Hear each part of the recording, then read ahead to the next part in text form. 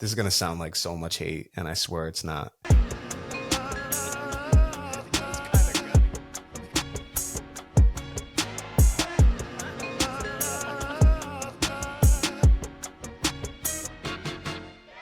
What's poppin'? Welcome back to the Warner Brothers Podcast. I'm Kyle. Not joined by Keenan this time, but we got Timmy G, as always, during football season. And then welcome back to Brandon Petty, repping the Jags. What's up, Brandon? I appreciate it. What's good? What's up, fellas? Fellas, let's get right to it. We had two huge games this past Sunday. We're obviously going to start with Chiefs and Bills. Tim, Brandon, I'm going to ask a similar question I asked to Tim last week about how he felt about the Ravens-Chiefs game coming out of halftime, right? Coming out of the third quarter, we got the Bills up 22-21, I believe. What are you guys thinking? Brandon, we'll start with you. Oh, so I was watching the game over at my dad's house, and I kind of I felt like Buffalo was in a good spot, but I just had kind of that impending doom that Kansas City was just gonna kind of get back into the game, that somehow they were gonna pull it off. Just because it just Timmy and I were talking earlier before we started recording, it just always feels that Kansas City is gonna find a way to come up on top, whether it's because of a play they made or a mistake or the referees getting involved. But I genuinely I felt that Buffalo had a pretty good chance. I feel like the game plan they had up to that point, featuring James Cook, and Shakir, I felt like they had a pretty good shot to really pull it off. But like I said, I did have a feeling too that all right, Kansas City's not really out of this game. It's in Kansas City.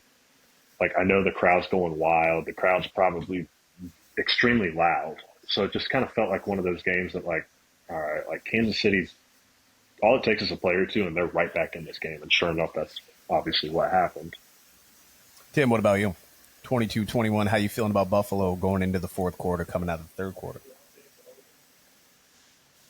Honestly, not very good, to be completely honest with you. When we predicted this game, I predicted it to be a heavy favor towards Buffalo, mainly because I thought that was the game that they could win. If they could at some point get a 10-point lead on it, maybe they could sit on it and win this game. When it's a game like this, a 1-point, 3-point game, you just got to keep favoring the Chiefs every single time. They're going to come out on top. They're going to find a way, whether it is penalties, whether it is just a brain-dead play, when the Chiefs get the ball with 3 minutes left or 2 minutes left, whatever the time was, they needed to stop them for a first down, or for fourth down, they could get the ball back. And Kareem Hunt just walks for a first down, then Samaje Perine catches one and walks for a first down. In these situations, you just got to lean the team that consistently does it time and time again. But if it's a situation where the Bills were able to get up to 10-point lead, then I would have been a little bit. If it was a 7-point lead, I would have been a little bit more comfortable with Buffalo. Still having a thought that the Chiefs could win this football game, but I would be a little bit more confident. But it turned out the way it did.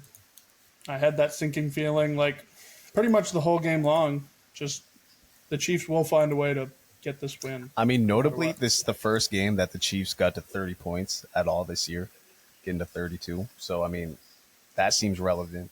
Seems like the Bills defense showed up when it needed to. Obviously not on the final drive, as you just mentioned, but it did feel like throughout the game they were at least making stops. They forced a turnover in the first half. I can't honestly remember. Both games kind of blend together at this point. But, man, if you're the Bills, you can't beat yourself. You had Tyler Bass show up this year, right? He went 2 for 2 on tough kicks, deep kicks in cold weather. Yeah. Josh Allen, for the most part, wasn't his best game, but, he did his part. James Cook, like you said, he balled out. I do want to talk about the refs in a second, but a question for both of you. How do you feel about the 4th and 5 call? It was like a play similar, what was it? The Seahawks and the Vikings, I believe, week 14 or something before the season ended. They go for a 60-yard field goal, and they probably could have just punted. There was plenty of time. They had 3 timeouts, could have forced a punt. Kind of felt the same way about this situation. They're in Chiefs territory. They go for it on 4th and 5.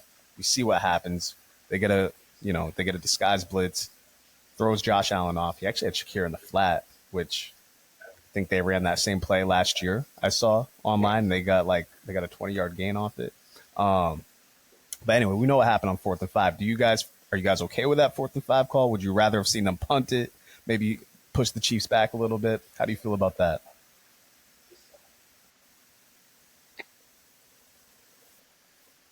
I'm okay with it because, like, back to what Timmy said, with it being a close game like that, like, that's a game that the Chiefs 10 out of 10 times are going to win. Kind of gotta go for it, right? The only thing that I would have done different, yeah, you got to go for it because, like, I mean, really, all it takes, like, at that point, like, all it takes is a couple first downs. Like, if they get 2 or 3 first downs, like, that's game, you know. And, like, I don't know, you kind of put yourself in a bad position, even if you put them, let's say, even if you pin them inside of the 10. You know that Andy Reid's going to call his best plays. You know, he's going to pick his 7 or 8 best plays, and he's going to run them consecutively back to back. Like Timmy said, the Samaj AP run. We didn't really see Samaj AP run hardly at all during the game, and he comes in during the last 2 minutes and has a game-sealing catch. What I would have done differently is Shakir on that orbit route. That would have been my first read. I really honestly think that if the ball got out to him quickly, I think it was probably the first down. He had space. Shakir was one of the best receivers. I said, and possibly more. He had space. He had a ton of space there. Yeah, possibly more. And Shakir, like, correct me if I'm wrong, but I think he was top 3 in yards after catch this year. He was one of the best guys in football in terms of producing yardage after the catch. So, like, you get it to him. Like, he should get 5 yards. And like you said, Kyle, he should get 10, 15. Like, I just think the overload blitz on the right-hand side, I really think that threw everything off. And, like, the offensive line didn't pick it up well. I think majority of the blame goes to the offensive line because they just kind of looked all out of sync. And then, too, Dalton Kincaid, like, that was a catchable ball. Like, yes, it wasn't the best throw in the world. Like, no, it wasn't the most accurate. But, like, if it hits you in the hands, you should catch it. And, like, you've got enough wiggle room there to where you can get your hands up underneath and you can really scoop it up. And, like, he just didn't do that. So, like, I would do it 10 out of 10 times. Was it the best play call by Joe Brady? Not really. But Shakir would have been my first read. Brandon, that was great analysis, but I'm distracted because you fucking turned into a magician somehow. You threw up the thumbs up, and then a thumbs up emoji came up, and I don't know how the fuck it happened. Never seen that shit before. So great analysis. I agree with everything you said, but I mean, that thumb was the star of the show somehow. Tim, how do you feel about the 4th and 5 call? I totally agree with the 4th and 5 call. I mean, at that point, they're not playing for points. It doesn't matter where. I don't think it mattered where they were on the field. They would have gone for it on 4th and 5 because we saw it play out. If they had punted, the Chiefs would have had the exact same situation. Good chance that it's from their own 25, but say they do pin them in, they still get a first down, or 2 first downs, and then they can win the game. So I don't think Buffalo was ever having that mentality of we're going to punt it away and not even get a chance for this. They were going to stick with it and go for it. I mean, sure, I agree. They could have ran a different play call. I just would have liked to see James Cook involved on the last drive. Maybe a screen pass to start it, something like to get him going, because he was their rock the whole game long, and then when it mattered most, they didn't even have him on the field. So I was a little confused on that for sure. I don't necessarily blame the offensive line there because, like Brennan said, it was an overload. There were too many guys. Like, you can't pick them all up. And it was a completely disguised cornerback blitz that I don't think anybody really saw coming. So the offensive lineman had to pick one. He picked the wrong one. There we go. We get some pressure. The throw, not great, but catchable. Like you said, Shakir was open, but in pressure like that, I don't think he's thinking, let me look across my body to try and make a pass out there to the flat like that. So it is a really tough end for them. I didn't love they kept showing Josh Allen like all game long. Whenever the Chiefs were on the field, they would just pan to Josh Allen. That man just looks scared. He just looks so nervous the whole time. There's even a point where he turns on the bench and he goes, "No, I'm good. I'm good." No, you're not. I can see it in your eyes, man. You're about to cry. Like, you look so scared. Like, you know that this isn't going to end well, whatever way it is. So that was just really concerning to me. Right off the bat, before the game's even started, like national anthem ends and whatnot, we get Patrick Mahomes on the sideline talking to Andy Reid, and then they flip to Josh Allen. He's just sitting there in his coat, like looking at the ground, like completely terrified. It looked like so. Didn't love that. I'll give him he at least didn't play terrified. Definitely wasn't his best game. That's for sure. But he at least didn't play shaky. That definitely wasn't. Last thing on the 4th and 5, I think I agree with you guys, by the way. No problem with them necessarily going for it there. 2 points I want to make, though. I did not love the 3rd down call. I believe the 3rd down call was a screen pass that led to the 4th and 5. Right? Yeah, so I would have rather them get something. 4th and 5 is manageable, but I would have rather seen something over the middle, get him something like a 4th and 3. Then you can kind of open up your options. Seems like they didn't run Josh Allen a lot either. It seems like he did not use his legs nearly enough as I thought he would. I thought we'd get like a Cam Newton type performance out of Josh Allen going into that game. And then also, I didn't see, only seen RG3 mention this, and I thought it was very interesting because obviously, you know, none of us have played QB in the NFL, so we wouldn't know this shit. But he said that, yes, even though it was disguised, that Josh Allen could have at least checked that. Could have checked the blitz. There was 18 seconds to really diagnose what was going on. And he thought it wasn't, thought for like the caliber of QB that Josh Allen is, that he could have at least, you know, figured it out one way or another and checked out of that blitz or whatever. Blocking assignment, blah, blah, blah. Let's get to the hot topics of these games, though. Let's start with the Xavier Worthy catch. What was your guys' gut reaction just seeing the replays? I forget if it was Tim or Brandon, maybe both of you guys. We were both talking throughout this game. But, I mean, me personally, I didn't – if 2 people each have it and on top of that the tip of the ball hits the ground, to me that's incomplete. Do you guys see it the same way? Do you see it the way the ref saw it? How do you guys feel? Brandon, go ahead. I think it should be. I think it should be incomplete. Like I don't like.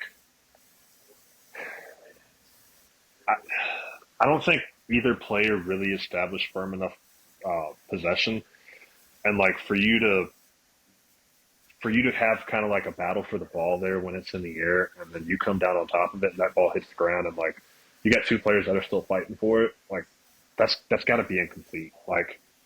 I felt like Worthy didn't have sole possession of it, and even before the replay, like live, like I was like, all right, yeah, that's got to be incomplete, right? And then then they're marking him down at the 2, and then they're like, well, hold on, it's under review, and I'm like, surely this isn't a complete pass, because like it sure as hell didn't look like a complete pass, and like if you watch majority of other games throughout the year, there's been plays sort of like that have happened, and 9 times out of 10, they're ruled incomplete. So I'm thinking, okay, it's going to be a quick review. It's going to be a 30-second, 1-minute long review. They're going to come out, ruling's incomplete, move on.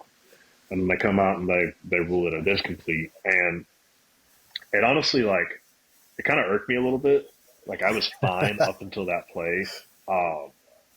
Because we were having a watch party, and obviously all of us were going for Buffalo. It really made my blood pressure shoot to the roof, and my blood kind of boiled a little bit because I was like, "There's no way that you can fucking rule that a catch." Like you've got 2 guys that are fighting over a ball. There's no clear possession. Like Timmy said earlier, Buffalo's safety technically had it first. So then you've got to battle for it, and then it hits the ground, and there's really no clear possession of it. And also too, what did they rule that on the field? Was it they ruled it a catch? They ruled it a Chiefs catch on the field, and okay. And yeah, to respond to you, like we do see plays like that 15 to 20 times throughout the year where it's the DB and the receiver, they each got it at the same time, and I never feel comfortable them ruling it either way, whether it's a catch or an interception.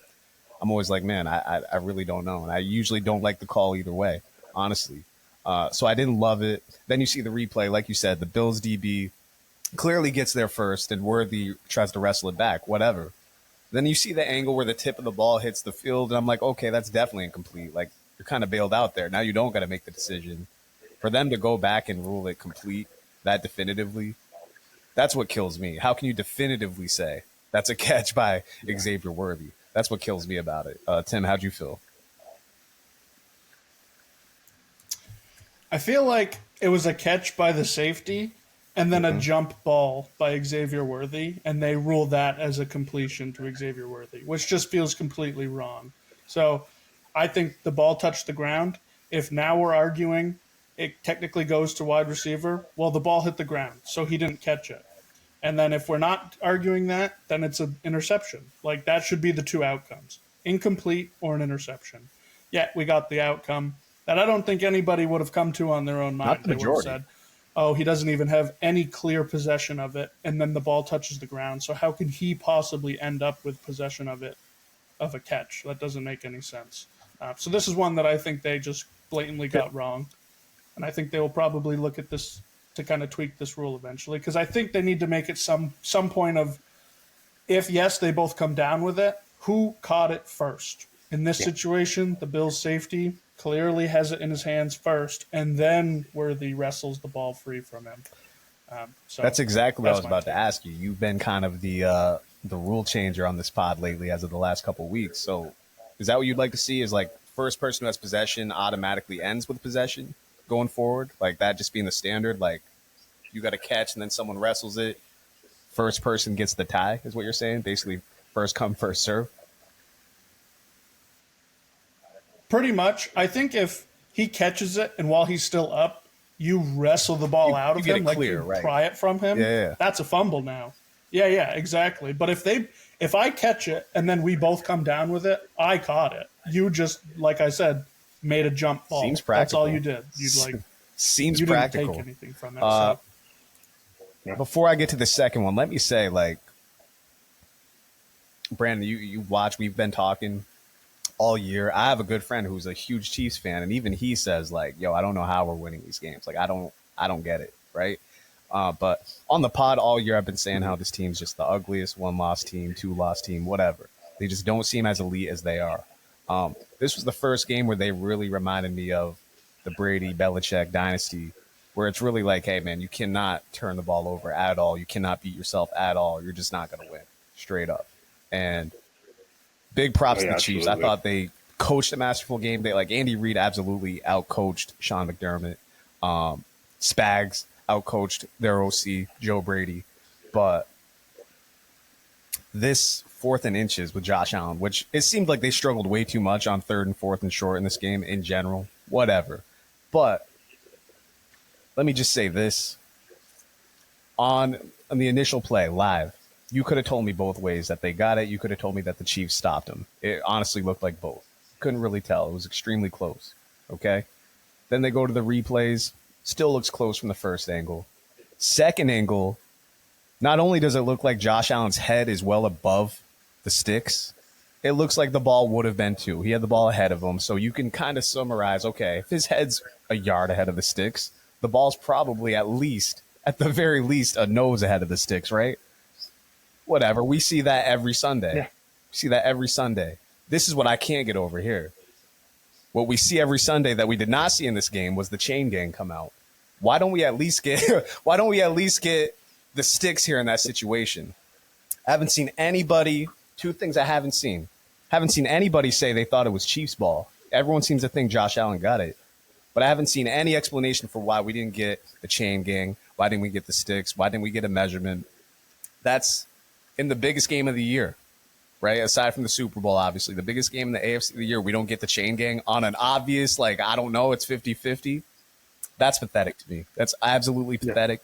I'm not one of these guys who thinks, like, the NFL's fixed or, any of that. But, man, it does seem like the Chiefs get a little more help than your average team, especially there. No chain gang, that makes no sense. You guys react. Brandon, you go first.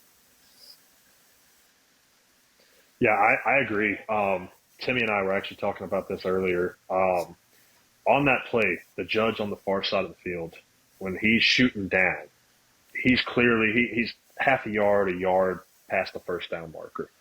Then you have the near side judge. Near side judge comes out. He's probably half a yard short of the line to gain, give or take. Then Timmy pointed this out too, which I didn't really notice this. There's two Kansas City players. The ref bumps into him, goes around him, and all of a sudden his spot changes from when he initially ran out to the field. I do agree, though. From what I saw on the replays and even on Twitter, I thought Josh Allen got it, and I do agree with you, Kyle. Like if you're going based off of his head, he has the ball here perfectly in line with his head. So what does that tell you? If his head's past the line to gain, then some part of this football is past the line to gain, which means that's a first down. Obviously, it's not ruled a first down, and I do agree. The fact that you don't bring out the chain gang, like, what are we doing here? We do that for every third and short. We do it for every fourth and short. Not only that, I've seen it for like, it's clearly a yard, half yard short, but they're still going to measure it, or they got a nice spot, or they got a bad spot. Still bring We've it seen out. that a million times. This was as close as you can get. Yeah. This was going to be Josh Allen by a nose. Live, it looked like that. Again, second view, I was like, okay, it looks like he got it. Like, they're going to get this right on the review. For them to have to challenge it and not even get the sticks brought out, I would love some sort of explanation from the NFL. Something. I have not heard a damn thing since Sunday. It's crazy, and you can't even defend it because no matter what you say, you should still bring the chains out. I'm quite sure that's written in the rule book somewhere. It's a customary thing. It's something that's always happened for years. I'm quite sure all of us have seen it, 5, 6, 7, 8 times in any given game. Every NFL game, every collegiate game, they always bring the chain gang out. Never did it once. And part of the reason you should too, normally when you have 2 referees that are in different spots like that, when you have one that's past the line to gain and one that's short of the line to gain, then again, natural you bring the chain tiebreaker. gang out. Again, they never did. Unreal. Yeah, and then you really, you go off of what the spot is, and I guarantee you, if they would have went off where the spot of the ball was, probably would have been a first down. Because there's no way you can look at that replay and think to yourself, oh yeah, he was clearly short of the line of the game, because he wasn't. Like if you have any common sense and you have 2 eyeballs, then you can see that he was past the line of the game. I personally still have not seen an angle where I'm saying he is not beyond the line to gain. Like, I haven't seen one where I could say without a reasonable doubt he's short. I haven't seen one. I have seen like 3 different angles from it, and they all seem to be he is over the line. His head, like you said, is clearly over the line, and the ball's in line with his head. So therefore, even if there's players covering it, that's where the ball is. We got to sync it up, do the thing. Both announcers, Tony and Jim, both said, yeah, it looked like he got it. Looked to me like he got it. They even bring in the expert. He said the exact same thing. Looked like he got it. I think, to be completely honest with you, we did this last week. I think if this was the situation and it was Patrick Mahomes, that judge that came in, that was clearly there, would have placed the ball right there, and then we would have been arguing over spot of the ball, not was it enough for. Might have placed a yard and a half ahead. I think they just skipped. Yeah, honestly. Yeah. I think they honestly just skipped a step. They went, oh, it's a turnover, so we got to review it. And then they went in to review it without doing the chain game, which doesn't make any sense. It's a pivotal point in the game. We need to see how short it was. That was the exact thing live happening. I'm like, or are they going to measure it? I want to see how short they're saying it is right now before they even review it, because if they got it, then we're challenging a different thing. We're not challenging spot of the ball. We're challenging, well, we are, but it's a different thing. So yeah. Didn't love it. Thought he got it.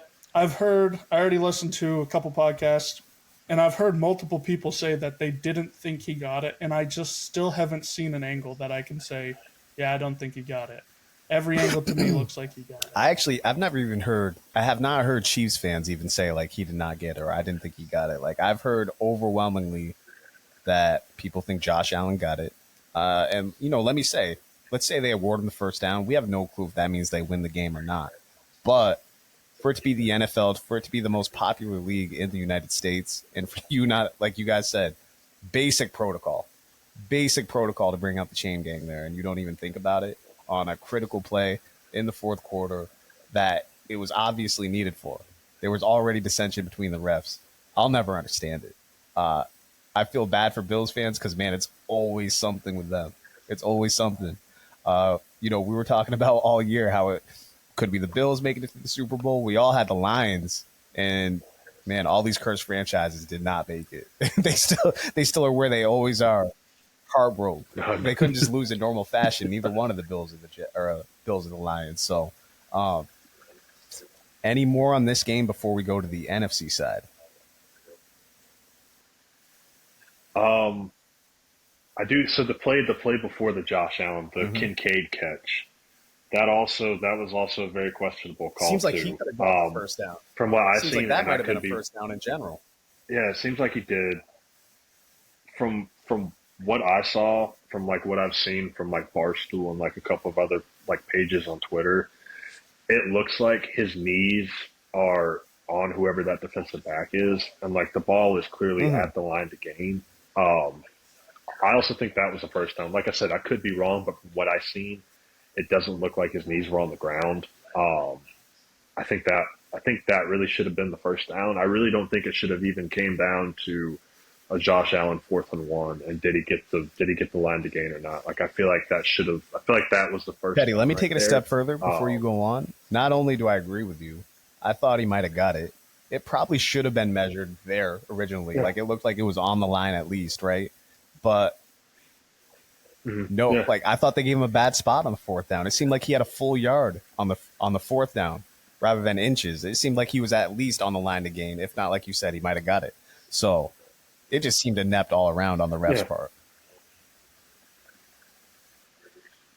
I agree. It was aggravating, like it really was, because like I agree with you, Kyle. Like I'm not really one to like scream, "Hey, the NFL's rigged," or like it's fixed, or like whatever. But like when you see egregious stuff like that, then like it really kind of really makes you question like the integrity of like the officiating crews. Like you kind of question everybody that's involved, because it's like, all right, like are we doing this because we want to see the first three-peat in NFL history? Are we doing this because Kansas City brings in maybe the most money or maybe the best ratings? Is it because they have Taylor Swift? Like you kind of start to question those kind of things.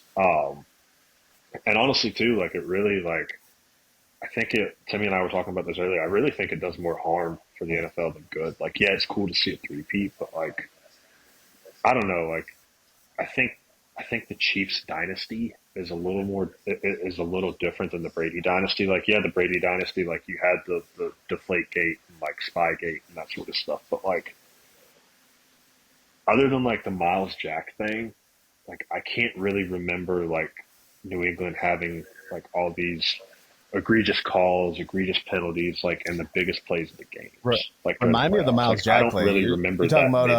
You know, this would have been 2019 or 18 AFC Championship. I actually um, forget this play.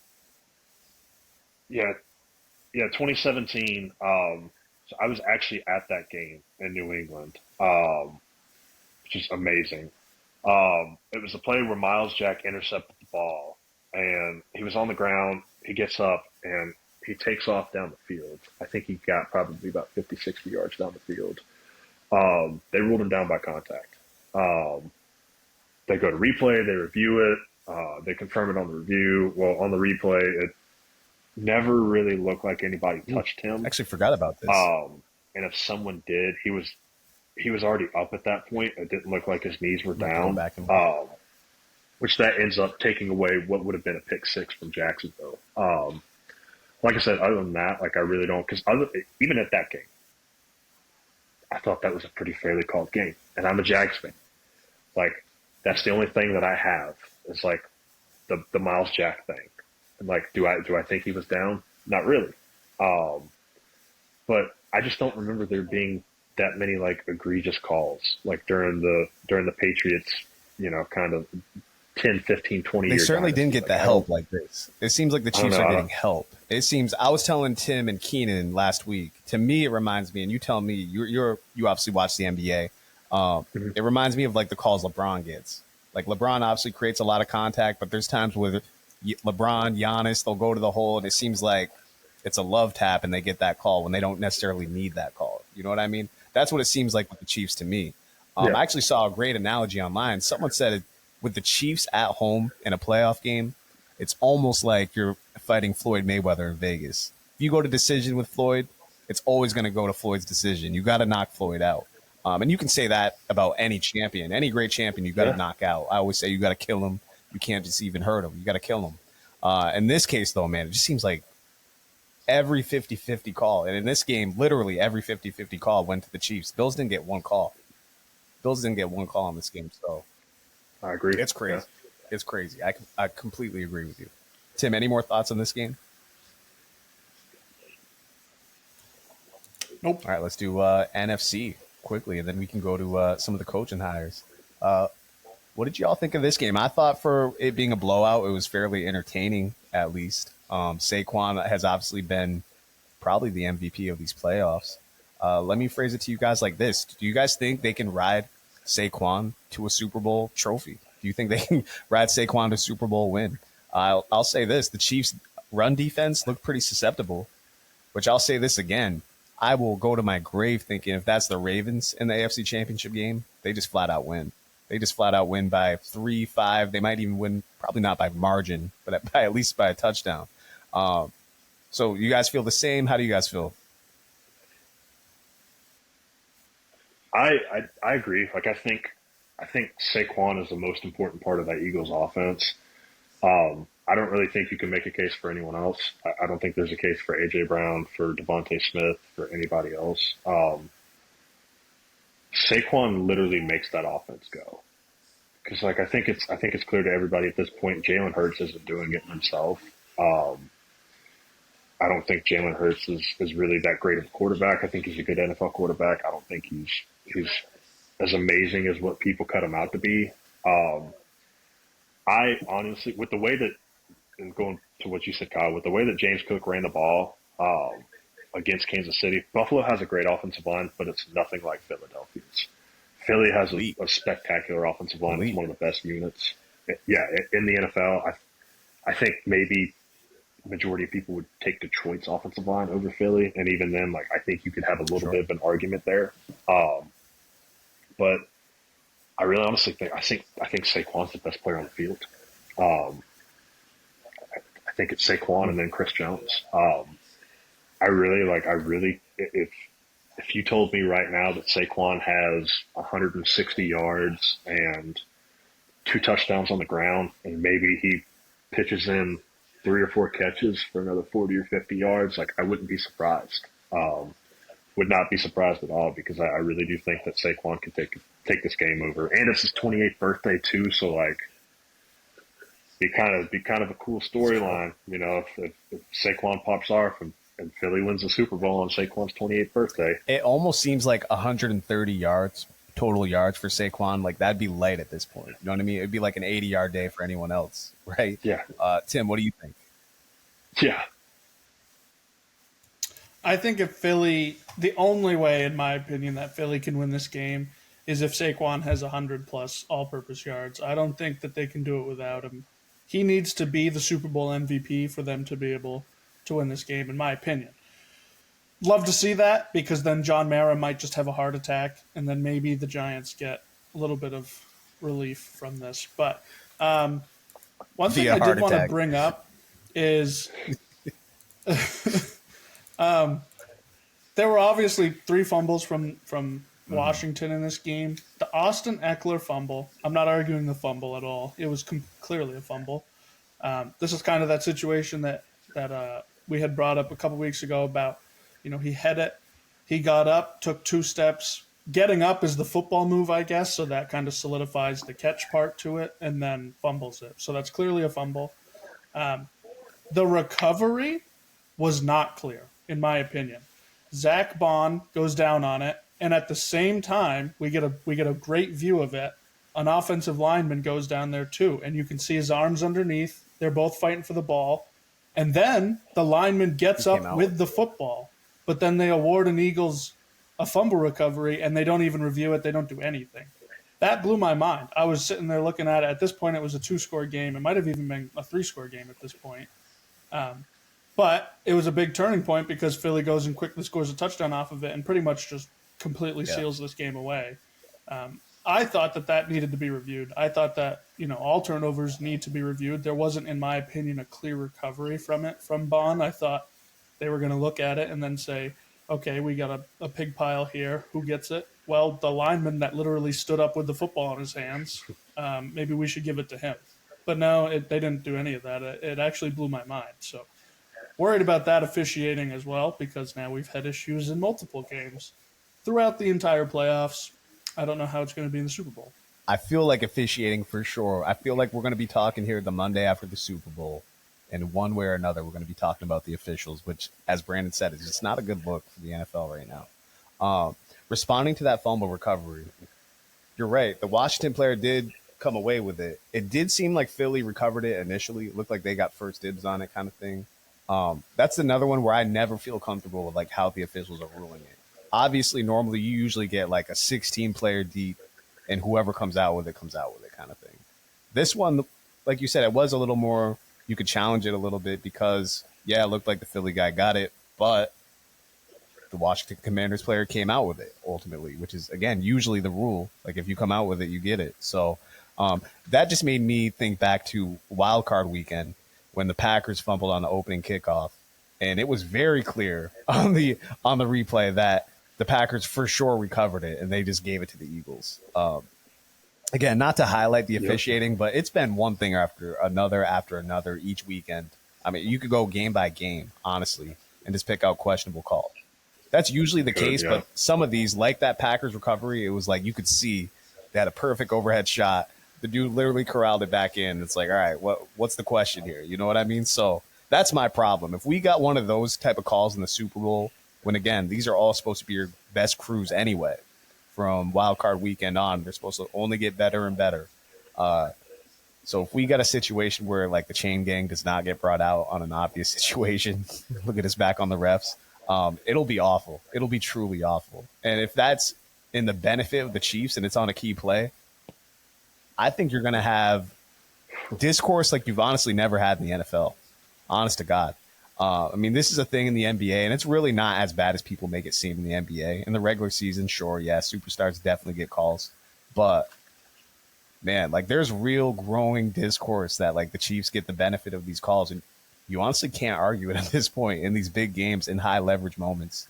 I do want to say about this game, like Brandon, me and Tim, and I believe Keenan's with us on this. We've been talking all year about what you said about Jalen Hurts. He's not a great quarterback. He's more of a system quarterback. I was actually impressed with how he played this past Sunday. I actually want to give him props. Like I thought he went out and slung the ball, made some tough throws at some point. Seemingly was hurt going into this game. Obviously, we had Jalen Perks coming out of the divisional weekend. So, this really could benefit them having these 2 weeks off, or the week off, I should say, for Jalen Hurts. Maybe he gets right. And, he balled out the last game against the Chiefs in the Super Bowl. So maybe there's a part two of that. But obviously, Saquon should get the ball 45 times in this game, one way or another. You know what I mean? But we'll talk more about this game in depth, Chiefs-Eagles, but Eagles have to have a great chance, but there's always a chance that Hurts just throws for like 115 yards too, I guess. Anything else on the Commander side of things, though? Because we could talk Eagles all day. My main thing is Jaden Daniels. Like, I think Jaden Daniels is going to be a superstar in this league. Like, just want to point it out, going back to the draft podcast from the draft of this past year. I pointed out, I said that I would have taken Jaden Daniels over Caleb Williams. Say that. I proceeded to get roasted about it, and I admitted I was an SEC homer as a Florida Gator fan. And obviously, there's still time for Caleb Williams to be good. Like, it's probably a good thing that he's got Ben Johnson there. Jaden Daniels is out of this world. Like, he's amazing. And if they get him another receiver, like if they go get like a competent number two to put alongside Terry McLaurin, and then maybe get a little bit younger at the tight end position, I think they could be a real player, especially if they fix that defense up. Like with Dan Quinn being there, that defense is always going to be, I feel like it's always going to be good. Especially as you start bringing more and more talent in. They had Dante Fowler Jr. put up like, I think 11.5 sacks this year, which is crazy. This dude's bounced around the league. He was a bust as a top 5 pick in Jacksonville. Goes out, puts up double-digit sacks. You got third-round rookie corners. Mike Sanders still was great at Michigan. He's your leader in picks. But I really do think that like 2 years from now, maybe even next year, but I really do think like 2 years from now, like I think we're talking about Washington as like a legit threat to win the Super Bowl year in and year out. Like I don't really foresee how there's a path where that doesn't happen. Like I think Jaden Daniels is that good, and I really think he's got all the ingredients to be a top 5 quarterback in the NFL for the next 10, 15 Absolutely. years. Absolutely. We might have to pull up the footages of you calling out Jaden Daniels over Caleb Williams thing. We might have to do that before the year's over, or before the season's over, I should say. Tim, your thoughts on the Commanders and their season and their future? I remember I got flamed in the comments over that. They was roasting your light bulb at one point, I think. Yeah, I think somebody mentioned my my dim lights in the kitchen. That was uncalled for. Very Very uncalled for. uncalled for. That was a low It's blow unacceptable. there. Yeah. Tim, your thoughts on the Commanders' future? Very bright. I think it's likely to see that we see some sort of regression next year, but if they're regressing down to 9 wins, 10 wins again, like that's very, very good for a team that just picked number 2 overall. Like that's a win. So no matter what, they should be getting better. My worry is like a lot of these players that they signed in free agency were already older veterans. You know, Austin Eckler's 30 plus years old. We got Bobby Wagner's up there in age. Even Marshawn Lattimore trade, he's getting up there. Zach Ertz is old. Like a lot of these guys aren't going to make it very long, so they do got to replace a few of these pieces going forward. So that is where I could see regression coming out. We could see another great season from Jaden, similar to this year, but you know things could just swing. Maybe they don't get 2 game-winning drives, and then all of a sudden they're an 8-win football Very team. true. So. I don't want to overreact, but I almost feel like the Commanders market corrected the Texans, right? I feel like, I mean, you can already see it, right? We're going to be here talking in July, August. Everybody and their moms is going to be on the Commanders, just like they were the Texans this past year. Thing is, though, I do think, and we've been mentioning this, Daniels is just wise beyond his years as far as like making reads, making the right throws, not making the wrong throws. I mean, that any rookie QB makes wrong throws, and he just seems to be like averse to fumbles and interceptions. That's my thing with him. So, but with Dan Quinn as your defensive-minded head coach, right? And they, like you said, they had some pieces. Bobby Wagner, for his age, had an exceptional season. They're gonna get free agents just based off this Jaden Daniels season, right? So, if they just go to league average to maybe above average next year on defense and get him 2 or 3 more weapons, which seems like automatic at this point, we could be talking about an insanely dangerous team. Not only that, they got a wild card spot. It's not like they won the division, so they're still going to have a middle of the pack schedule next year. So we could be looking at possibly a 12-win team. Granted, we are far away from the season, but I mean everything's kind of stacking up to where they, like you said, they could have a supreme run if they really wanted to. If they handled everything correctly. And it's the time For sure. Yeah, it's the time to do it too. You got a quarterback on a rookie deal. You've got him on a rookie deal for 3 more years, and you get the 5th-year option. If you're going to go all in, I mean, now's the time where you got to hit on your draft picks. You got to bring in young talent to bring around them, and you really got to get it going. 2,000%. Let's go to these coaching hires. And Brandon, we'll start with your team, Jacksonville Jaguars. Obviously, not without the drama did they get Liam Cohen. What did you think about the whole fiasco last week? How do you feel about the hire now? And how do you feel about the team going forward?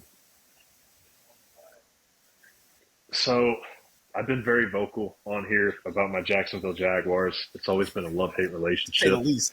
I know I've definitely crashed out a few times. I've definitely crashed out a few times, you know, and said that, you know, I was going to switch my fandom to the Atlanta Falcons or to the Tampa Bay Buccaneers or whatever. Definitely.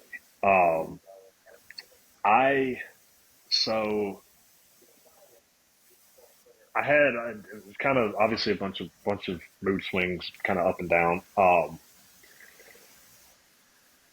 had a bad feeling once they fired Doug Peterson that Trent Baalke was going to stick around as our GM. The dude just finds a way to keep his job. He did it in San Francisco when they fired Harbaugh. Um, somehow he kept his job after Urban Meyer. That to me should have been enough to just Yep. can this dude. Um, brings in Doug Peterson. Like first year was great. Um, then last year you have the epic collapse. Um, and then this year it was just insufferable. I told myself and some of my friends here, we all had a conversation about it. We all came to the conclusion that, hey, Balky's staying here. So then obviously the coaching carousel begins. You get reports that Ben Johnson's interviewing, Patrick Graham, Liam Cohen's on the coaching board, like all these guys. But then reports start surfacing that, hey, with Trent Baalke being the GM for Jacksonville, it's really going to deter a lot of the top coaching candidates. So then, I'm expecting a Patrick Graham hire, which nothing against them, but I wanted an offensive-minded head coach. And then Robert Salah. Like, if we would have hired him, oh my! I would have burned the stadium down. Like, straight up, would have burned the stadium down. Thought that's where I was going. I would have crashed out if we. It seemed him. like for 24 hours oh that my God, Salah was like in real consideration, which would have been insane. I mean, would have been insane. You'd have been valid in your arson for sure.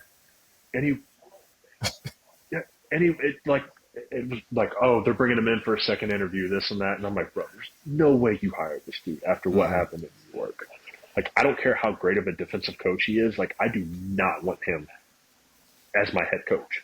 So I'm coming to terms that like, dang, he's about to be our head coach, and then the whole Liam, his whole fiasco comes up. I'm like, what the heck?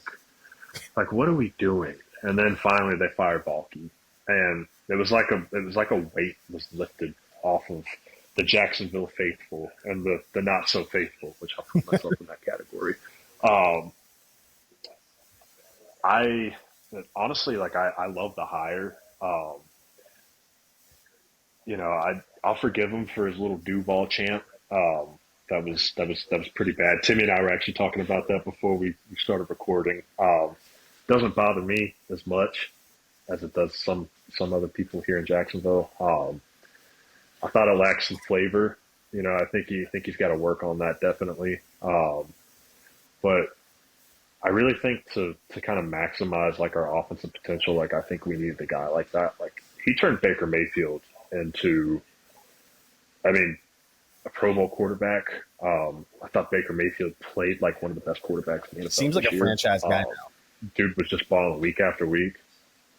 Yeah, and here's the thing too is he was doing this week after week for a long period without Chris Godwin and Mike Evans, his top two receivers. He's got Jalen McMillan out there, and he's using Bucky Irving and Rachaad White as his primary targets. So, I mean, I think bringing him in, I think it's going to be great for our offense. Trevor Lawrence to me is the biggest wild card for this team, because it's like, what version are you going to get? Like, I think, like I was saying earlier, I think that Trevor Lawrence is like one of those I think he is what he is at this point. Like, obviously, I hope that's not the case, and I hope there's another gear for him to hit and another level. But like, I don't know if I see it. Like, I think after too many years of bad coaching, I think at some point, like, all those bad habits are going to be hard to break. Like, he has moments where it's like, dang, like, this guy is like, if you just watch certain plays and you knew absolutely nothing about the NFL, you'd probably think he was a top 5, top 6 quarterbacks with some of the throws he makes, because it's like, that's a highlight reel throw. But then you have other plays where it's like, all right, Trevor, why are you throwing it into double coverage? Like, you're taking too long to get rid of the ball, this and that. So I think it depends what version we get of him. If we get his sophomore year version with like 25, 30 touchdowns, less than 10 picks, he's throwing for 4,400 yards and completing 66% of his passes or whatever. Like, I think we could be a playoff team. I really think that we have to bring in some more talent around him. I think Brian Thomas Jr. is a stud. I love that pick. I think he's going to be the next great receiver out of LSU and what feels like just a growing list. I think we can get something out of Etienne and Bigsby. I think ETN can have a bounce back year. I think the offensive line's got to get addressed. Specifically the interior. The interior was god awful, but I do think like we've seen ETN be a good player. Even as recent as 2 years ago, I don't think it would be hard for him to recapture that. I think it was. I don't think it was the player. I think it was more so the scheme. And when you have Press Taylor running the offense, I think that's going to really cause a lot of problems. But I think it'll take 2 years. I don't know if I see us in the playoffs next year. I mean, if we snuck in, great. But I think there's too many holes on this team right now for us to be a playoff contender next year. Like I could see us winning 7 to 9 games, but to me, I mean, there's too many needs on defense. Like you have to really revamp the whole secondary. You've got to add a couple of D tackles. Pretty much got to redo the whole defense. And then on offense, you got to redo the interior, the offensive line. You got to find more pass catchers. I don't think Kirk and Ingram will be here next year. I think the salary cap is way too high for those guys. I think Kirk's sitting at like 25, 26 million for next year, and Ingram's like a shade under 20. I would like for them to keep Ingram around, but I could see them wanting to save what 30, 35, 40, 45, 50 million worth of cap space. Love the hire, though. Like I said, I think it'll take probably about 2 years for us to kind of get back to relevancy. For sure. I mean, this was the hire you wanted. I remember talking to you week 6, week 8 range, and, you know, I mentioned Vrabel, Belichick to you, and you said, no, I absolutely want a young offensive coordinator coming up the ranks to the head coach. You wanted Ben Johnson, obviously. Cohen was next in line, really, as far like if he would have stuck around next year, he would have been getting Ben Johnson hype. So you get him a year early. Maybe you miss out on him. Right, especially if you guys get Saleh. So could be a good hire. I personally think, like, I mean, we've talked about it the last few weeks here. You never really know what you're getting from a coordinator, especially these like genius play callers. Like sometimes it doesn't always work out, right? But I think you guys have enough talent there to where even if he's not great with clock management or maybe he's not the best disciplinary guy, maybe he'll still work out with the talent that you guys have with Trevor Lawrence. If he's got a resurgence like Baker Mayfield, it should work out at least to somewhere between 8 and 10 wins, possibly, especially if you beef up that defense. Tim, what do you think about the hire? I think it is a good hire. I think we saw pretty good offensive output from the Buccaneers, so if we can continue that in Jacksonville with a quarterback who I would put in the same tier, a very similar tier at least to Baker Mayfield, then I think it can work out. I think it probably will work out. What I'm more worried about is the defense. You know, let's see how we're going to turn around this defense because it has been awful for years now. So if they don't fix that, I don't think a good offense is going to save them much. But don't love how they went about getting him. I don't love that Cohen was willing to tell Tampa Bay, hey, I'm going to take a personal matter real quick, and then just go no contact with them. That's Ghosted not like a good look for him. Yeah, that was very shady. Yeah, exactly. Like you could easily just be like, hey, look, I know the contract. I'm still working stuff out here with this interview over here, so just give me a day. Because they did offer him a bag of money to stay in Tampa, which he declined to come here to Jacksonville. It was funny. A couple weeks ago, there was a Zoom call with the owner of the Jaguars, and they asked him about firing the GM, and he said, hey, if the head coach makes a good enough offer, a good enough case for it, I'll fire him, basically is what he says. The problem with the Zoom call is sitting right next to him in the Zoom call is the GM. GM. Blockade just sitting right there, just whatever. Job security, not there. And then we get the whole Cohen declines. Oh, well, now they fired him. All right, now Cohen's back in. So that's a little worrying. It really is from an owner standpoint. But fun fact, you guys should look up their owner. I just looked him up because I was a little confused. Shahid Khan. This man doesn't look a day over 40.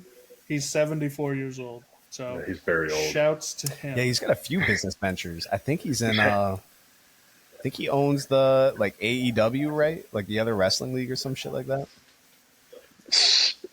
So that's Tony. I believe Tony owns that. I know Shad owns a soccer team. I think Fullerton or That's something. I right. could be That's wrong. right. Don't quote me on that. That's why y'all get the London games.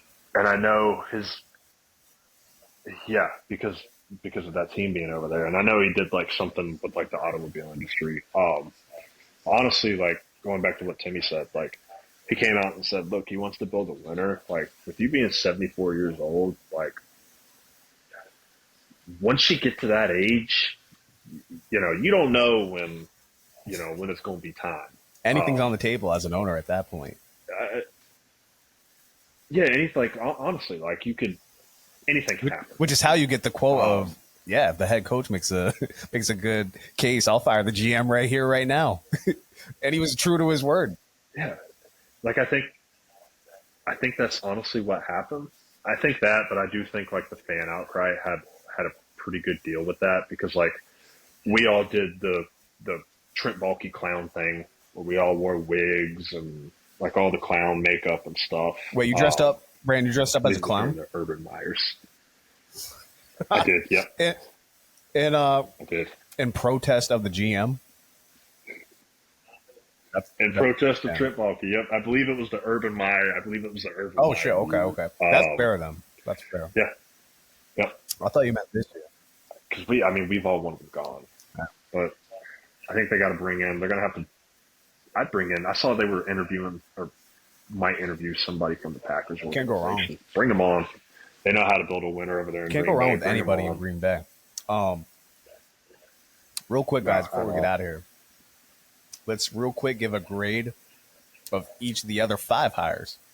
So let's go with the Chicago Bears. What do you guys think of the Ben Johnson hire? I'll kind of be basic here, honestly.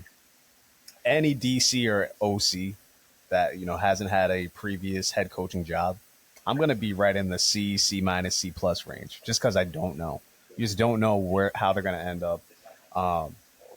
Ben Johnson, especially, I mean, much like Liam Cohen, exceptional play caller. Like for you to get that out of the offense, like it's safe to say the Bucs and the Lions are each going to miss them respectively. Obviously, can they lead? Can they gain the respect of their players? It's different. I mean, this is really the main thing. It's different between coaching a unit and coaching the entire team, and damn near being, you're almost assistant GM as coach because you can make cuts too and all that. So there's a lot to go with it.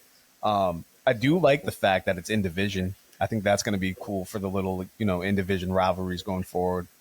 We'll give the Bears some sort of advantage for him scheming against defenses too. So I think that part of it's cool. He is like, you would thought he was Bill Belichick himself, the way people wanted him for their respective teams this year. Everybody was screaming for Ben Johnson. So he's going to have a lot of hype coming in. And he's even already taken shots at the other teams in the NFC North, which, again, I like. I have no problem with that. But it'll be very interesting to see how this goes because I have not seen – I really haven't seen a DC or OC who's had this much hype for the last – not only this past offseason, but the past 2 or 3 offseasons. Ben Johnson's had this hype. So it'll be a very interesting first season for him. What do you guys think? I'll give them – I agree with what you're saying with like the lack of head coaching experience. I'm going to give Chicago an A minus for it. The reason being, if it was any other coordinator or majority of coordinators, I would definitely have a lower grade. I think a couple of reasons why. So number one, I think Ben Johnson waiting. We knew that he was waiting for like the perfect opportunity or whatever. I think him waiting. I think that's a big thing. Just kind of learning the kind of ins and outs of the game. You're around Dan Campbell, who's a phenomenal head coach. I really think some of that rubbed off on him, and I really honestly I think that's probably a big reason why he didn't take a job last coaching cycle. Is because maybe he thought to himself, "Hey, I'm not ready yet," or maybe it wasn't the ideal landing spot. I think that could play into it. And honestly, like, I think what he's walking into, like, Chicago had a decent defense last year. Like, yeah, they need some pieces. you've got the running backs are decent. The offensive line needs work. It's a pretty bad offensive line, but like your skill group, like you've got DJ Moore, you've got Roma Dunze, who was a top 10 pick. Um, Keenan Allen, I think he's a little too old at this point. I think you could probably do better than Keenan Allen. Probably save some more money too. I think it really just comes down to Caleb Williams. Um, I think he could. I think Caleb Williams could have a good season. I do. I think he could be a good quarterback still. I think he's got all the arm talent and everything. I think that's really going to be the biggest thing with the Bears is can Ben Johnson kind of reach into some of that untapped potential or unlock Caleb Williams. But I do like the coaching hire. I really do. As much as I wanted him in Jacksonville, I could I could see why you would think that Chicago is a more attractive job than Jacksonville. And I do agree because going back to the Jaden Daniels thing, you got a quarterback on a rookie deal for another 4 years. Like that right there is a prime opportunity to build your team up, draft well, go sign some free agent contracts, go splurge a little bit. So I do agree. Like I think that probably was a better landing spot than Jacksonville. So I do like it. I like it for both sides, for both parties. I agree with Brandon. I'm gonna give this an A-. I think with a lot of these OCs, I think you do have a valid point, Kyle. We don't know what we're getting. Are we gonna get Robert Saleh? We might also get Kevin O'Connell. Very well could. There are successful hires. So I think if he had taken the job last year when there wasn't as much hype, there definitely was hype for him. We could see like that Kevin O'Connell situation where it just works out and we have a great coach. I think a lot of the ails in the Chicago Bears are offensive. I think Caleb takes a lot of sacks. I think their offensive line is bad. I think those two things can be fixed with a good offensive-minded head coach. The scheme can completely change offensive line blocking patterns and everything. So I think this gets fixed. So I think this will end up as an A- higher. Be a very competitive team going forward. Yeah, that's the thing with them is aside from the offensive line, it's very well a ready-made roster, right? Like you could convince me of 11 wins or 10 wins in a playoff, like wild card, whatever. But I think we all expected more out of them this year as well. Yeah, I mean, it very well could be a great hire for them. My thing is because they're so ready-made, if it doesn't work out, then you could be back in this position as soon as next year, for sure, 2 years from now. But if they want to pull the trigger, if it was tragically bad, like Gerard Mayo or like Urban Meyer, could be as bad as this year. I don't expect that to happen, but you just never know with these OCs. That being said, moving on to the New York Jets, you got the Lions OC, Jets get the Lions DC and Aaron Glenn. What do you guys think of that hire? We'll start with you, Tim. I like it so far. I'm probably going to give this one a B, just because the Jets go from a defensive coordinator that was highly praised to a defensive coordinator that was highly praised to be their offense or to be their head coach.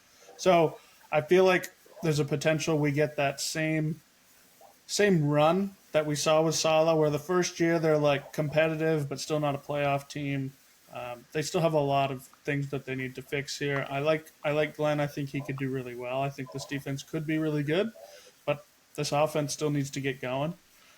So without that, I think we could see a pretty bad year again. So I'll give this one, right in that B range. B plus would be a very good season for them, but I think a lot of the times taking the defensive hire approach is just that more conservative, more middle of the pack approach. So I'm gonna give it worse than the Ben Johnson hire.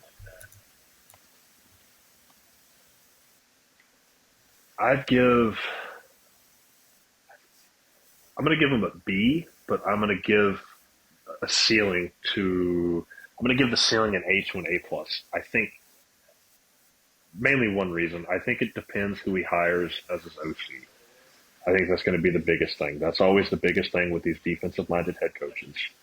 It's who you bring in an OC, and really how your offense is. I think the Jets have the players there for a good defense. We've seen them have a really good defense. You've got Sauce, you've got Quentin Williams, you've got Jermaine Johnson and Will McDonald. DJ Reed is a free agent, but I would have to imagine they probably bring him back. I like Aaron Glenn. Like I feel like New York needs somebody that can really come in and set a strong culture. And I really I could see Aaron Glenn being like an embodiment of New York.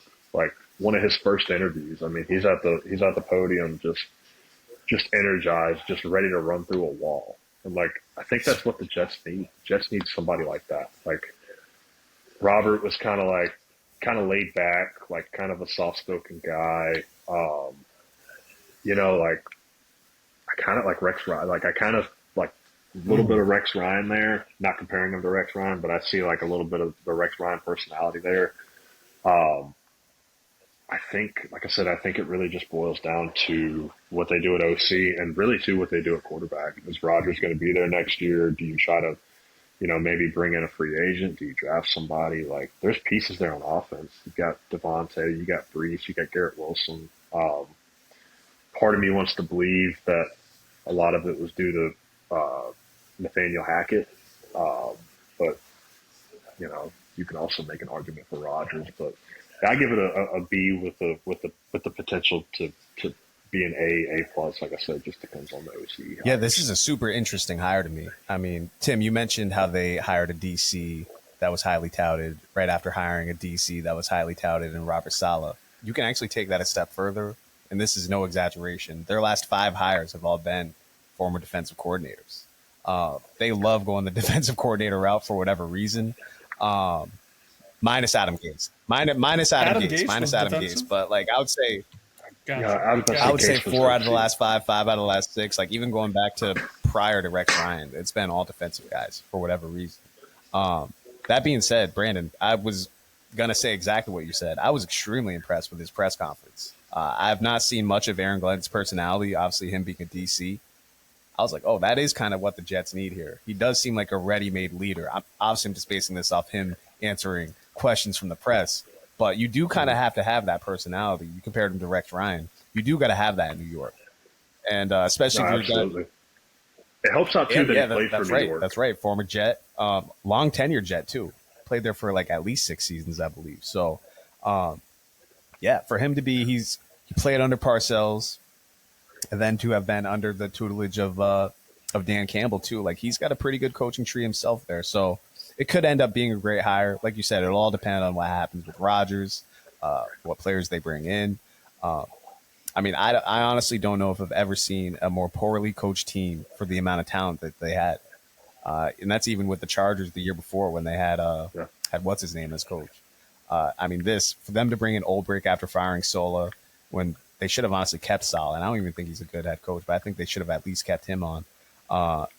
It was just, that was a substitute teacher coaching a future Hall of Famer and, Pro Bowlers all over the roster. That was pathetic. They could have done much better handling that situation, but they are the Jets. But I agree with you. I just got done saying how, all these DCs, OCs, I'm probably going to get graded a C no matter what.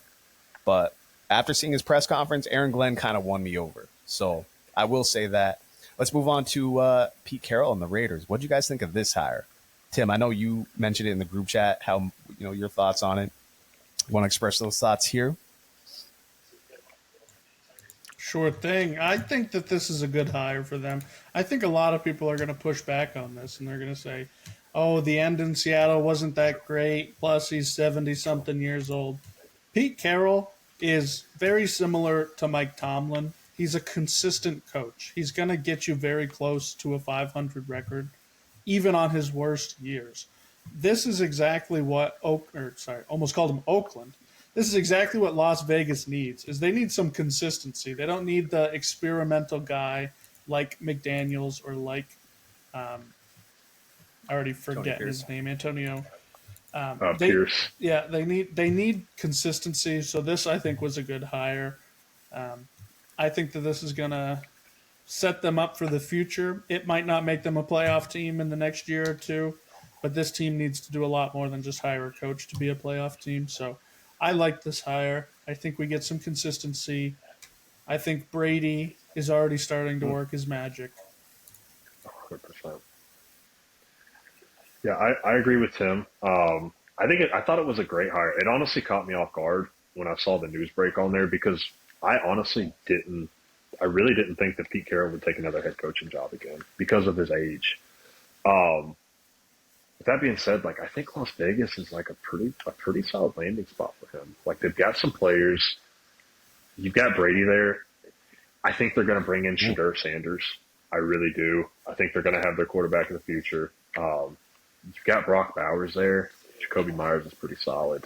Um, I could see it being a 7, 8 win team next year, depending on what they do with the free agency class and with the draft too. But I agree with Timmy. I think you're bringing in a proven winner, a guy that's going to set a really strong, solid culture, and really also too build a strong foundation for a team that really needs a direction to go to because of all the with the Pierce and the McDaniels of the world and all that sort of stuff. Like I think Carroll really think it was a great hire. I'm glad they went with someone like that versus like a young upcoming coach because, like you've been saying, Kyle, they're such wild cards. You don't know what you're going to get. Really, yeah, it's 50-50. And why not go with a guy that has won a Super Bowl? Like he's done it for so long. Like he was at USC, close to Las Vegas. I'm sure he knows the area pretty well. I'm sure that probably had something to do with him taking that job. Yeah, I think if I had to grade the Carroll hiring, I'd probably give it A minus. I also give an A minus. Yeah, I mean, I would give it. I think it has potential to be A minus. I would stick in the B range, B plus, B minus, B, whichever, because exactly like you guys said, at the least it's stabilizing. You know you're at least going to get consistency. You know you're at least going to get your players playing hard for Pete. Not sure what their DC and OC situation is currently, but so long as they get good hires there, you probably don't want Pete like super in charge of all that. He's a defensive coach anyway, but that was kind of the problem at the end of Seattle was his hires weren't the greatest. But at the least, like you guys said, 6-7 wins. I don't care honestly if they were a 7-win team for the next 3 years. And then they kick Pete to the curb after that. That would still be okay because they'd be heading in the right direction. They'd still be, playing fundamental football, things of that nature. So I think overall it's a good hire. It's where the Jets should have gone, in my opinion. I thought he would have been perfect for that if they keep Aaron Rodgers, especially. But honestly, it was just a smart hire by the Raiders, right? Like you guys said, don't go the up and coming route. Don't go the 50-50 route. Just play it safe. See what you can get out of this roster, and then go from there. Draft well, and sky's the limit after that, essentially. But also, Pete's like 74, going on damn near 54. It seems like so he might coach for like another 8 years for all we know. But legend has it he's still chewing the same piece of gum that he started when he started coaching. Pete keeps that pack on him for sure. For sure, he keeps that pack of gum on him. Keep that thing on him. So let's real quick, Tim. Me and you have already talked about this with Keenan. Brand, we didn't get your thoughts on it. The Vrabel hire. I'm going to go with an A. He was the best candidate available. Think it should go well. We'll see. A lot of that will be dependent on how they draft, free agency, Drake May. What did you think of the hire? I thought it was an A plus. I really did. Like, I don't think they could have brought in a more perfect coach. I said this last year. I thought Vrabel should have got the job last 100%. Year. I think that last season in Tennessee was fluky. I think you had to really look at the roster and like some of the personnel decisions that were made, aka trading AJ Brown for essentially Treylon Burks. That's never going to get you a win. It's an A plus. I mean, you bring in a New England guy, like let's be honest, a New England legend. You bring him in. He's your head coach now. He knows the system about as good as anybody. I'd argue probably as good as Bill Belichick. I kind of always looked at Vrabel as like a Bill Belichick, kind of mold a little bit. I think he's got a lot of the same characteristics, and I think he's got a lot of the same personality qualities that Belichick has. And then Josh McDaniels too as OC. I really think if they bring in the correct pieces at wide receiver, they've got the running back, they've got Ramondre, they've got a solid offensive line. Like if you bring in like a true number one receiver for Drake May, I really honestly I think it could be a playoff team within 2 years, unless May takes a huge jump next year. But I could definitely see that because May showed flashes this year, and I think he's got all the talent in the world to do it. But I think in terms of a fit, this whole coaching cycle, I really don't think there was a better fit than this. I would really argue the past 2 or 3 years, I think this is about as best of the fit as you're going to get between a coach and a team. I agree with that. And yeah, I mean, for me, we've talked about this on here. They really just need to beef up their offensive line, protect Drake, and go from there. It seems like you can get a talented receiver at any point in the draft nowadays. Honestly, some sort of impact playmaker in the draft. So I'd be okay with that. Yeah. Real quick on that, you said that it's easy. It's not easy, but it's possible to get a good wide receiver playmaker at any point in the draft. Not for the Patriots, man. They just took 2 swings and they missed on both of them. It's our kryptonite. Our kryptonite. I don't know what it is, but we 3 of them with Javon Baker too. Yeah, Baker and Polk were just not even on the field. That's unexcusable for your second and third overall picks in your draft. This is true. Really, and you know what? Maybe Josh McDaniels will rectify that a little bit, but you're right. For whatever reason, the last 12 years, it seems like the Pats can't get a receiver draft down. So I don't know. We're cursed when it comes to wide receivers.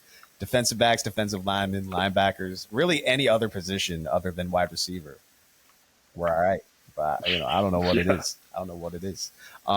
Finally, this is a hilarious hire to me. Only the Cowboys, right? Only the Cowboys. I'm going to be nice. I'm not going to go all the way to F, but it's definitely a D of some sort because nobody was asking about Brian Schottenheimer. I'm not kidding. Like, I don't consume football content like constantly, but I listen to a good amount of football content during the week, and I did not hear Brian Schottenheimer once this season brought up as a head coaching candidate. I don't think I heard him brought up once last season as a head coaching candidate. This is a joke of a hire. It almost seems like Jerry Jones is trolling Cowboy fans at this point, and I got to say, I love it. Just as an outside observer, I love that whole dichotomy between Jerry Jones and the Cowboys fans. But Brian Schottenheimer, I mean, there's no input I have because, I mean, all of his teams seem to perform badly. Someone posted a stat of all the teams he's coached, whether it's OC or prominently involved in the offense, and it's all either mediocre or straight up bad. So you wouldn't even want to hire this guy as an OC, let alone as your head coach. And Jerry puts him on like probably the toughest team you can coach in America, honestly. So, yeah, I don't know. What do you guys feel? How do you guys feel about this hire? Oh, when I saw the report come out from Schefter, I was like, "What the?" Like, I had the stink face going on for about 5 minutes there. I was like, "Oh, that's disgusting." That's like a D. But like the thing is, for some weird reason, I could just see it working out. I don't know why, but like I have a weird feeling that like it's going to end up working out. I hate the hire. Yeah. And the thing is, I don't know why. I can't sit here and tell you. Kind of like Jason Garrett, how he didn't necessarily hurt the team, but didn't really help the team either, kind of thing. Yeah, like I think it's so outlandish of a hire that like, I don't know. I just have like this weird feeling that like it could work out for them. Not saying that they're going to make a Super Bowl run or anything, but like, I don't know. I guess maybe not as bad as what people think, but like, you could have gotten way better than that. If you were going to hire an offensive coach, why not go hire Cliff Kingsbury? Why not go hire somebody like that? Go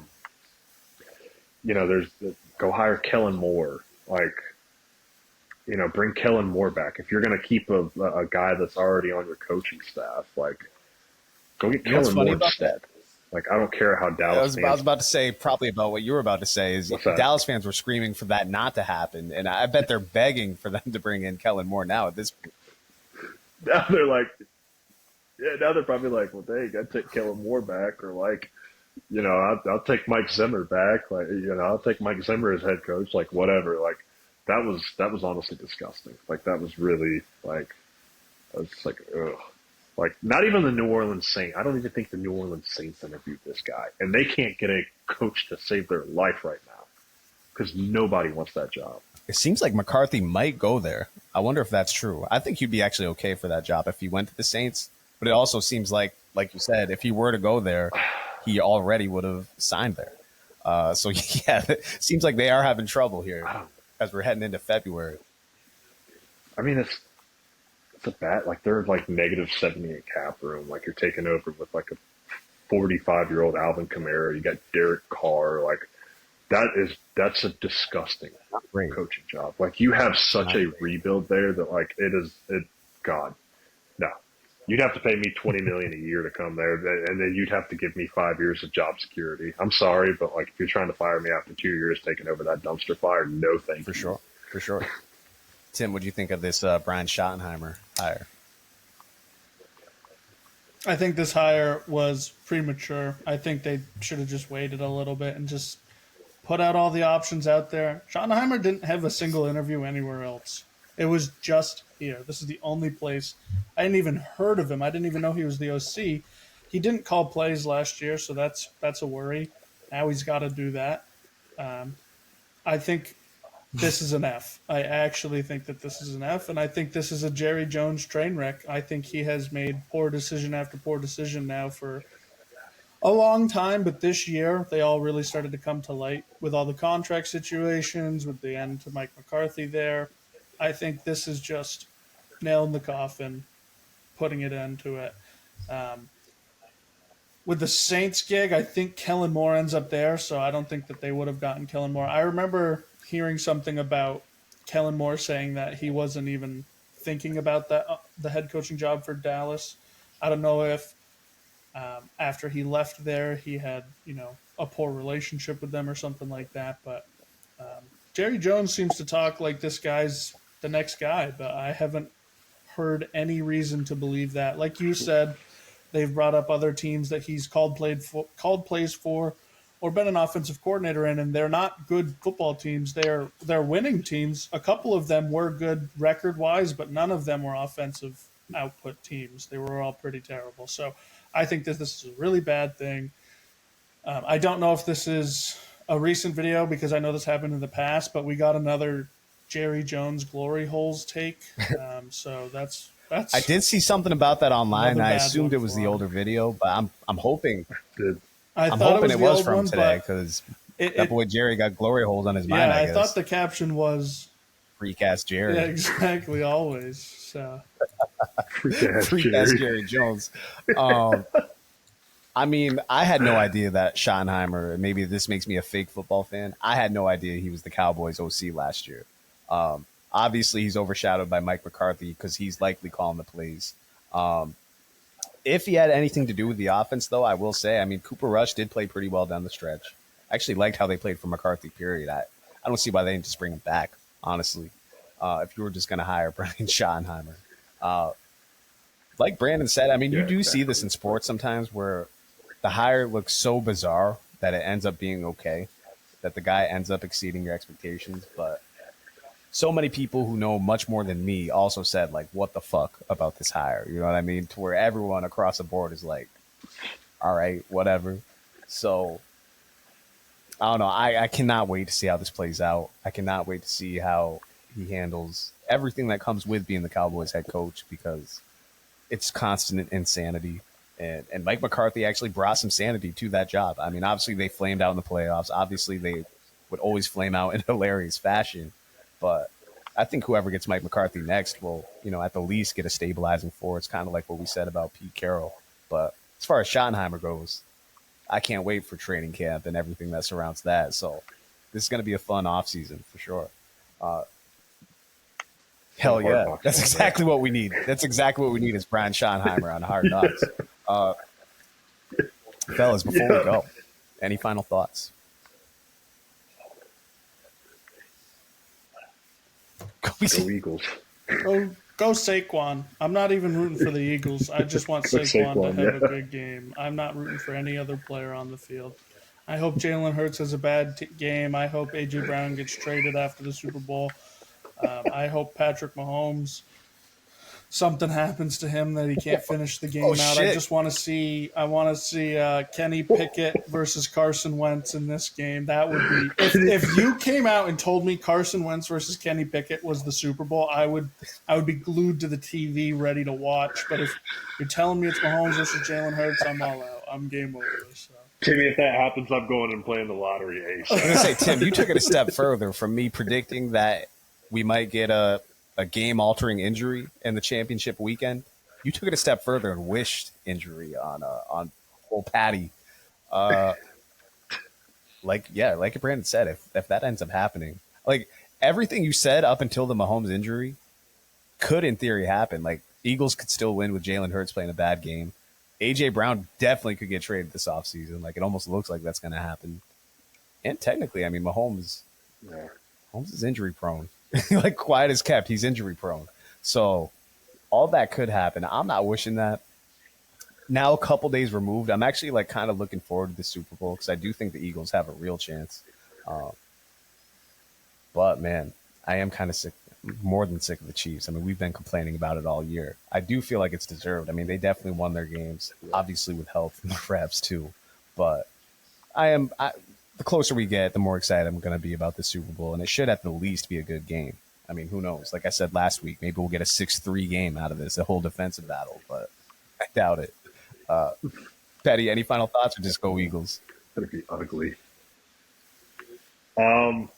Yeah, I mean, let's go Eagles. I mean, honestly, like I don't think I could really withstand seeing another Kansas City victory. Like, I don't hate Mahomes. I don't hate anybody on that team. It's just, I want a little bit of diversity. Like, I really do. Like, it's not even like obviously the main reason is because I'm tired of seeing Kansas City win. But like, let's see somebody else win it. You know, just for the hell of it. I mean, really, like, because honestly, the last Super Bowl matchup we got without Kansas City was LA and Cincinnati. Yeah, which was an amazing Super Bowl. But like I was telling Timmy earlier, like if Philly doesn't win, then like who beats Kansas City? You know, who's going to beat them in the playoffs? Are we going to get another 3 years of this? Like there's a lot of rabbit holes that you can go down with that whole Kansas City conversation. But yeah, I hope Philly wins. I'm putting my money on Kansas City. But I hope to God that Philly wins. Amen to that. Amen to that. Fun little thing. As soon as the Bills game ended, I was on FanDuel, and the Chiefs at that time, they had already put in the game, and the Chiefs were favored by, I believe, 1.5. So you could take them at 1.5 at minus whatever 100 and something odds, or you can take them to win by 1 to 14 points at plus 145 odds. So I immediately placed a bet on that, because if they're going to win this game, it's going to be by 1 to 14 points. I can guarantee True that. True that. That's a safe bet. Get the That is an plus absolute money. safe bet. Man, I'll say this. Eagles have a case that they could be favored. If you're just going by skill position players, Eagles are obviously more loaded. And, you know, they got an advantage at the offensive line and the defensive line, which Chiefs got a good defensive line themselves. But Eagles' defensive line tends to be hellacious. So I can't wait to talk about it further. Next week, Brandon, I'm sure you'll be back, hopefully, for the Super Bowl halftime talk. We'll be having predictions about that. Warner Brothers Podcast, we will be back. This is all the time we have for tonight. Thank you for joining us. Listen to us on Spotify, Apple Podcasts, and, of course, YouTube. Peace.